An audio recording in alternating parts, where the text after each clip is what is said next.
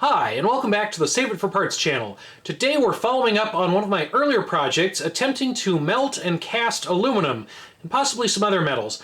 Now I've tried this a couple times before. I had a little charcoal smelting furnace or kiln that I built. That didn't work very well. I was not able to get it hot enough and stay at a consistently high temperature enough to melt aluminum. I was hoping to melt down old cans, recycle, use that aluminum metal for something interesting, but we just had endless trouble with it. Now I took apart that smelter, rebuilt it, and tried to use it with propane. That got the aluminum a little bit hotter and was able to actually melt it, but I had even more trouble getting it to cast, getting it to pour, and just handling the metal and the material in general. So my smelter furnace here has kind of been pushed to the side of the yard, doesn't really get lots of use. In fact, I think the little furnace door here has been kind of welded shut with aluminum slag, so it's not very useful, and I've basically given up on it. Now fortunately, we have not given up entirely on the idea of smelting metals because Vevor has sent me a melting furnace. So this is a more legitimate one than the ones I've been able to DIY out of scrap bricks and random parts. We're going to open this up and see what it looks like. Now this is a sponsored video because Vevor sent me this unit to test out and review. As with all of my reviews, I try to be very fair, very honest, give you any positives as well as negatives, tell you anything I like and don't like about the product, and I'm not just going to push it because they sent me a free one. So you're going to get an honest and hopefully unbiased review of this melting furnace. All right, we've got our user manual. We've got some propane gas fittings here. This piece is actually a little sooty on the inside already. Maybe they tested it for quality control before they sent this out, or I guess it could be residue from plasma cutting out these shapes here. Got a little gas manifold. Not sure what this is, maybe a handle. We've got a piece of the main furnace here with this fireproof rock wool. I think this might actually be the lid. Got our propane hose and regulator. Some nice tongs. A very nice large graphite crucible.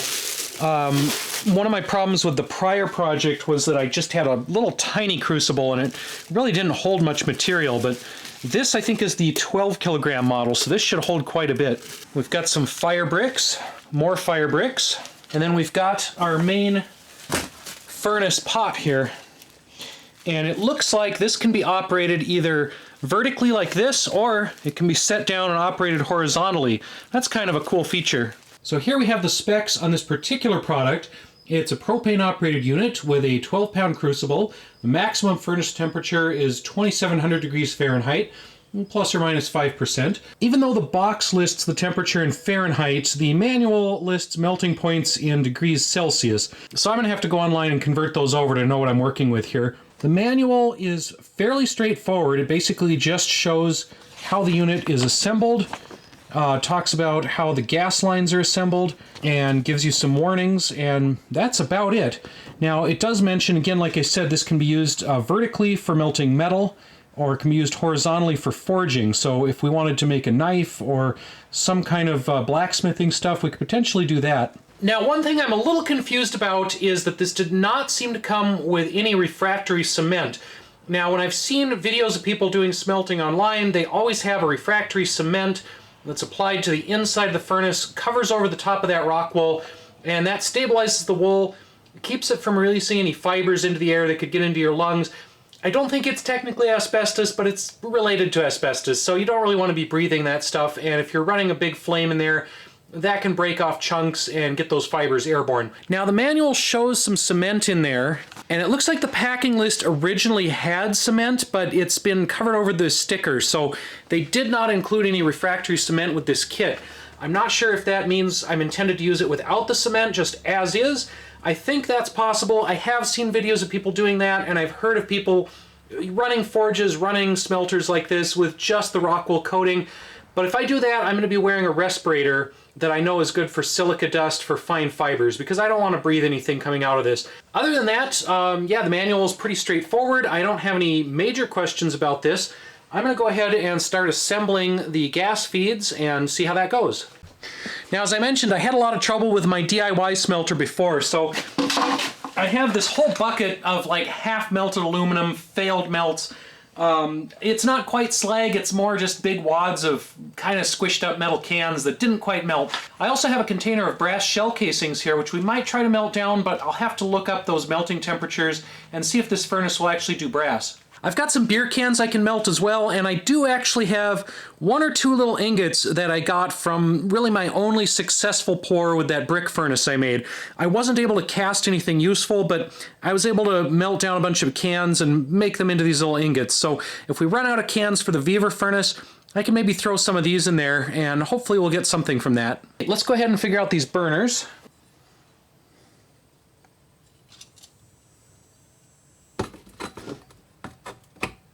And actually it seemed like this one would only fit in the top. This one would fit in either side. But yeah, keep that in mind if you're assembling this. The tolerances are pretty close and the machining on these is maybe a little loose. This part is supposed to screw on here, but this little fitting is really stuck.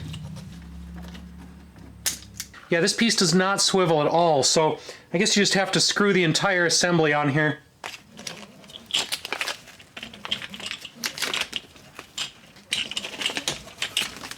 Okay, next we've got the lid handle. Pretty straightforward, just a couple screws. And that lid fits nice and snugly on the main furnace body. Now, according to the manual, we're ready to go. We can fire up the propane, put some aluminum or whatever metal in our crucible, stick it in there, and start melting. Again, I'm still a little confused by that refractory cement. I looked on the website listing, on Vevor's website for this. It says it includes refractory cement, but it also says that it's ready to be used as soon as you get it out of the box. So those are kind of conflicting statements because real refractory cement would have to cure for 24 hours. I actually started filming this a little bit early because I thought, hey, I've got to get the cement on there and cure it, but I don't have any cement. And I'm not sure if I can actually buy that stuff locally here. I'm going to have to order it online. Anyway, like I said, it seems like we don't necessarily need it to start melting. It's just we're going to have to wear a respirator to avoid any of those fibers getting into our lungs. I don't actually have something I can use as a lid on the crucible, so we're just going to have to go with the open top crucible and hope we don't get too much oxidation of the aluminum. Now, if I do get the aluminum to melt, I want something to cast, something to pour it into. I've got some sand from Sandland, and this is known as a casting sand. Locally, this was used for metalworking, for making molds and whatnot. So we're going to take this sand, put it in a box, stamp out some shapes, and attempt to pour our molten aluminum in there, make something interesting.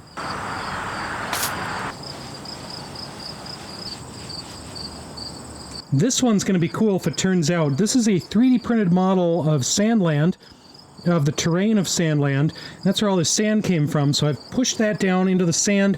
I'm going to try to make an aluminum casting of this 3D printed topographic map. I don't know if that's going to work. This is a pretty detailed thing, but it's worth a shot.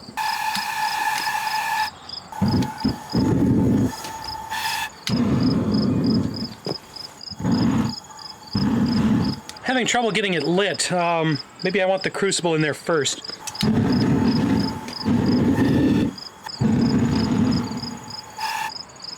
This is surprisingly hard to get going. And the instructions don't mention any particular tricks for this. It just says open the regulator and ignite the gas. Simple as that, supposedly. Alright, we've got it going. I think we just... No, it's gone out again. Alright, I guess I just have to give it more gas faster.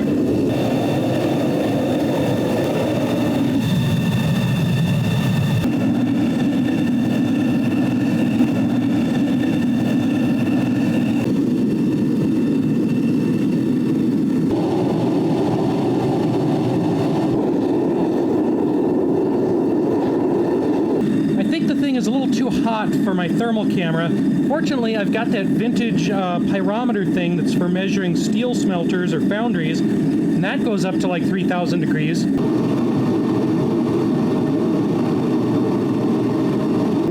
So far, it's about 2,000 degrees Fahrenheit, according to this ancient thing. Alright, this batch is pretty slaggy. There's a lot of stuff on the top, but there is a lot of good metal at the bottom. I just have to figure out how to pour that out of there from underneath all the slag.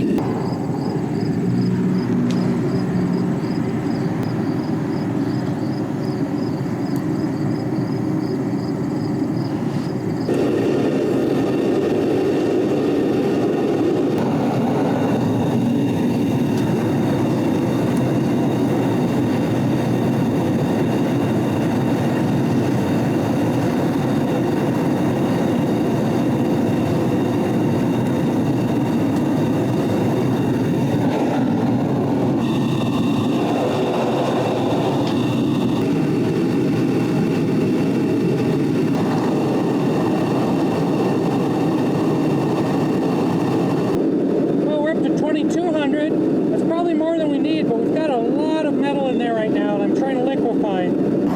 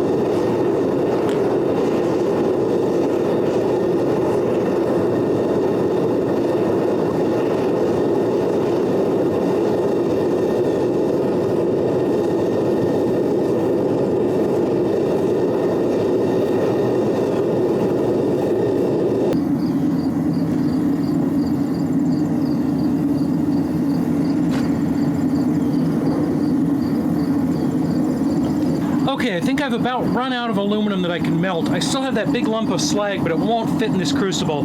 So I think we're gonna go ahead and try some brass. I'm just gonna let the aluminum crucible settle down, cool off, and then we'll dump out the slag. It should contract enough once it's cool that the metal will just pop out of there and I can dump it out. At least that's the theory. I keep trying to use my P2 Pro thermal camera to look at these, and it's too hot for it. The protection mode keeps kicking in. So yeah, that is very warm.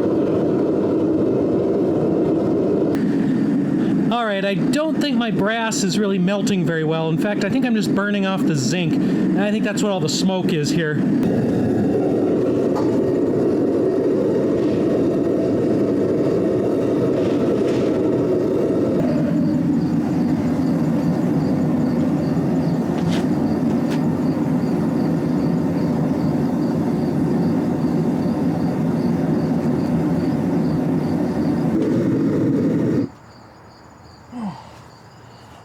We're done. We're gonna let all this cool off and see what we got.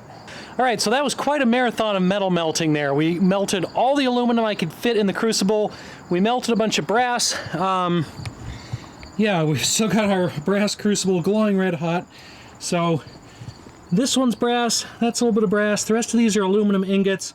We've got our aluminum starfish, our aluminum sandland, and our aluminum rail piece. So yeah, we're gonna let everything cool off and then see how many of these pours were actually successful.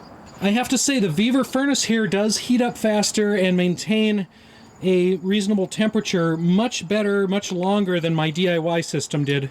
So we used about half of one of these small propane tanks to melt a 5-gallon bucket full of aluminum shavings, crushed up cans, and slag from the last attempt, plus about a half-liter bottle of brass chunks. All right, it is the next morning, and everything's had a chance to cool off overnight. All right, we've got some great aluminum ingots. These are all the leftover aluminum that I couldn't use in the molds, so we can reuse that for another project because these should be a little more pure than that kind of slaggy leftover recycled stuff that I started with.